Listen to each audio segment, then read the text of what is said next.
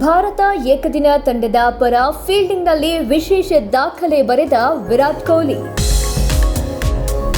ಭಾರತೀಯ ಕ್ರಿಕೆಟ್ ತಂಡದ star batter Virat Kohli ಏಕದಿನ ಕ್ರಿಕೆಟ್ನಲ್ಲಿ ಮಹತ್ವದ ಸಾಧನೆ ಮಾಡಿದ್ದಾರೆ. ತಂಡದ ಮಾಜಿ ನಾಯಕ ಇದೀಗ ಫೀಲ್ಡರ್ ಆಗಿ ಏಕದಿನ ಕ್ರಿಕೆಟ್ನಲ್ಲಿ ಭಾರತ ತಂಡದ ಪರ ಅತ್ಯಧಿಕ ಕ್ಯಾಚ್ ಹಿಡಿದಿದ್ದ ಮೊಹಮ್ಮದ್ ಅಜರುದ್ದೀನ್ ಅವರ ಸಾಧನೆ ಸರಿಗಟ್ಟಿದ್ದಾರೆ. ಅಜರುದ್ದೀನ್ ತಮ್ಮ ಕ್ರಿಕೆಟ್ ವೃತ್ತಿ ಜೀವನದಲ್ಲಿ 156 ಕ್ಯಾಚ್ ಹಿಡಿದಿದ್ರು.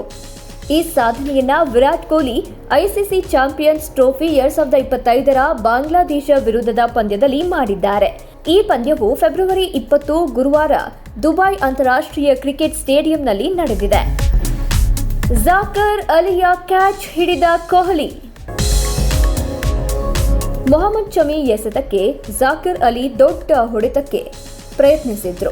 ಚೆಂಡನ್ನ ವಿರಾಟ್ ಕೊಹ್ಲಿ ಬೌಂಡರಿ ಬಳಿ ಸುಲಭವಾಗಿ ಹಿಡಿದು ತಮ್ಮ 156ನೇ ಕ್ಯಾಚ್ ದಾಖಲಿಸಿದ್ರು. ಇದರಿಂದ ಅವರು ಅಜರುದ್ದೀನ್ ಅವರೊಂದಿಗೆ ದಾಖಲೆ ಹಂಚಿಕೊಂಡರು. ಅಜರುದ್ದೀನ್ ಮತ್ತು ಕೊಹ್ಲಿ 156 ಕ್ಯಾಚ್ಗಳೊಂದಿಗೆ ಮೊದಲ ಸ್ಥಾನದಲ್ಲಿದ್ದಾರೆ. ಸಚಿನ್ ತೆಂಡೂಲ್ಕರ್ 2ನೇ ಸ್ಥಾನದಲ್ಲಿದ್ದಾರೆ. ರಾಹುಲ್ ದ್ರಾವಿಡ್ ಮತ್ತು ಸುರೇಶ್ ರೈನಾ ಈ ಪಟ್ಟಿಯಲ್ಲಿ ಮುಂದಿನ ಸ್ಥಾನಗಳಲ್ಲಿದ್ದಾರೆ. ಭಾರತ ಪರ ಏಕದಿನ ಕ್ರಿಕೆಟ್ನಲ್ಲಿ ಹೆಚ್ಚು ಕ್ಯಾಚ್ ಹಿಡಿದ ಆಟಗಾರರು.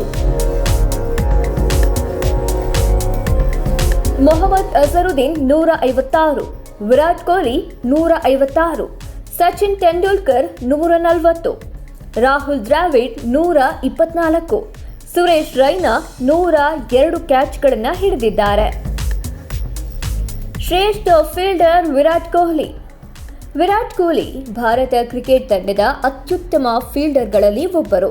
ತಮ್ಮ ತಂಡದ ಪರ ಆರಂಭದಿಂದಲೂ ಶಾರ್ಪ್ ಫೀಲ್ಡಿಂಗ್ ಪ್ರದರ್ಶಿಸ್ತಾ ಬಂದಿದ್ದಾರೆ.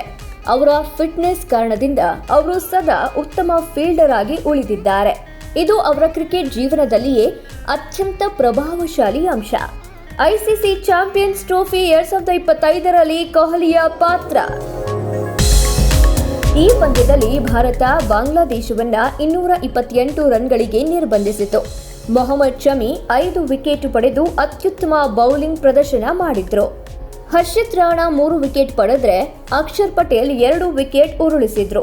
ಬಳಿಕ ಪ್ರತಿಯಾಗಿ ಬ್ಯಾಟ್ ಮಾಡಿದ ಭಾರತ 5 ಓವರ್ಗಳು ಬಾಕಿ ಇರುವಂತೆಯೇ ಗೆಲುವು ದಾಖಲಿಸಿದೆ.